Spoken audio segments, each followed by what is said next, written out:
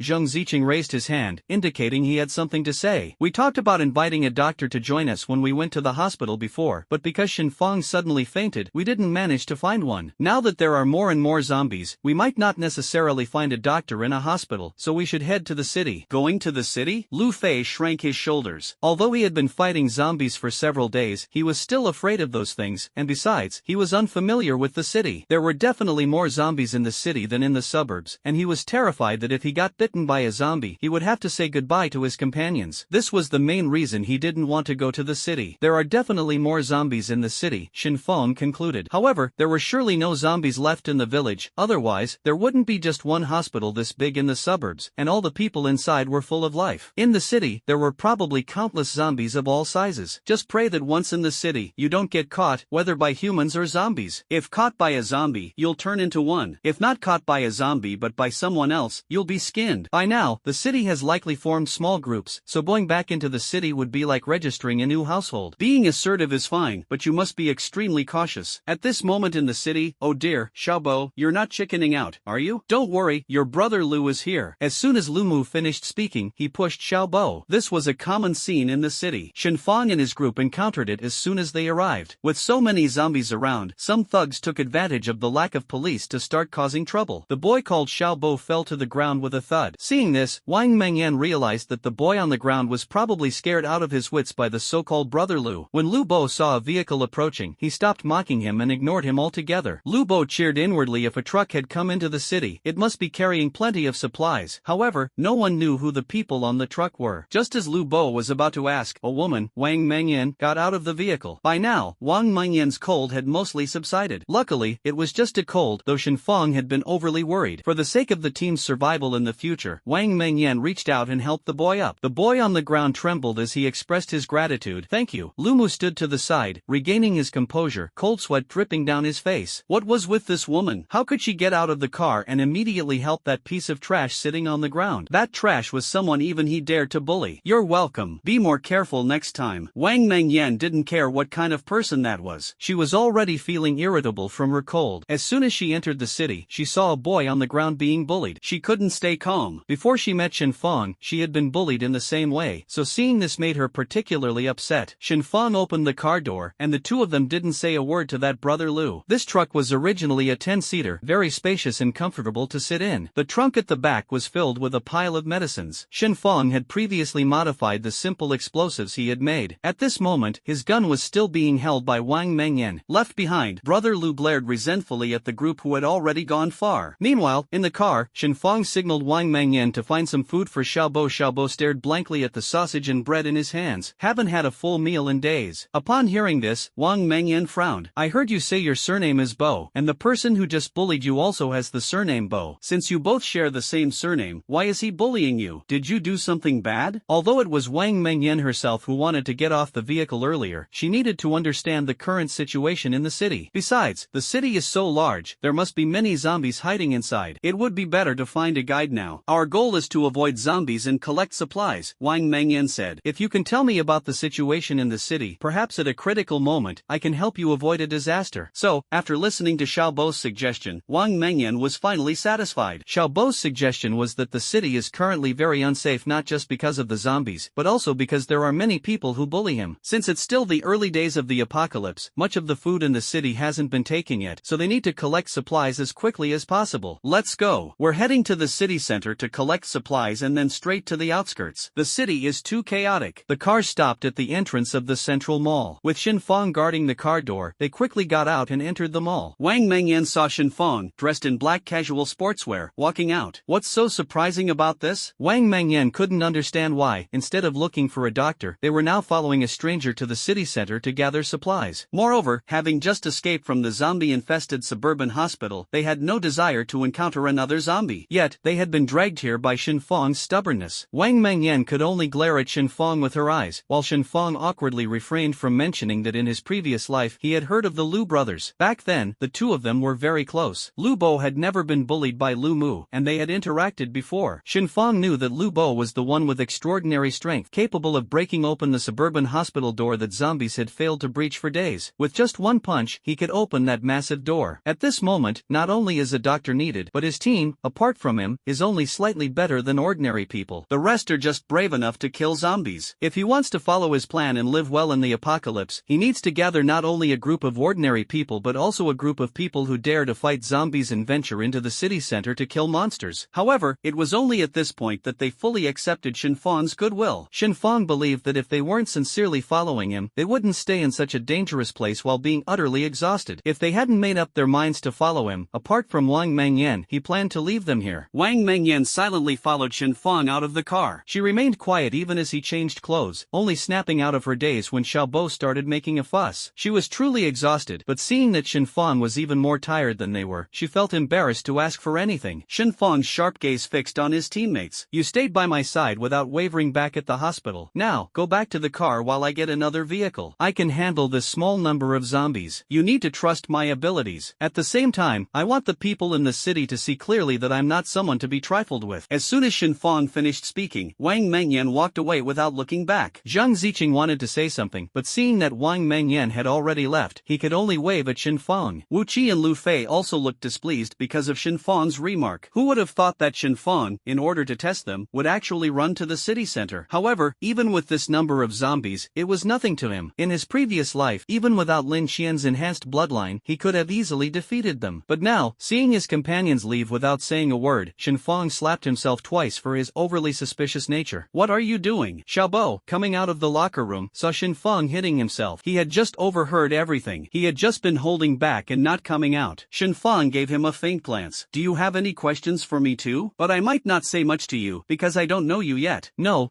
Xiaobo hurriedly waved his hands. His teammates didn't dare provoke him, so how could he? When Shen Fong turned around, he saw that Xiaobo had already disappeared. Dreamyan, slow down. Zhang Ziqing glanced at Lu Fei and Wu Qi, only to see the two silently shaking their heads at him. Ever since Shen Fong exposed that he still didn't trust her, Wang Mengyan had been in a low mood. At this moment, a small wave of zombies was approaching, and Wang Mengyan took them down one by one with precise shots. Wu Qi and Lu Fei exchanged a glance, a trace of admiration flashing in their eyes. Stop it, Dreamyan, we still need to gather supplies. Zhang Ziqing walked up to Wang Mengyan and reached out to grab her arm. However, as soon as Wang Mengyan heard the word supplies, she became displeased. Why are you just like him? It's bad enough that he uses gathering supplies to provoke people, but now you're doing it too. But Zhang Ziqing touched his head, a smile appearing on his handsome face. It's not that Shen Fong doesn't trust us, but he's using this sentence to let a few little rats over here. Zhang Ziqing had already figured it out. When he entered the city, he noticed a few rats trailing behind the car. It seems there are indeed a few rats following behind. Who knows what they think about the large amount of supplies we have. They must have been envious when they saw us return from the supermarket fully loaded. Wu Qi, Lu Fei, and Wang Mengyan exchanged glances. There were indeed several groups of people trailing behind the car. The city is full of trouble. It looks like there might be a big fight with other humans soon. However, Shen Fong paid no attention to the others. He was wearing the clothes he had just changed into at the mall and glanced at Zhang Ziqing, who was busy counting the supplies he had collected. Excitedly, Zhang Ziqing said to Wang Mengyan, Sister Meng, you guys actually made explosives. I want some too.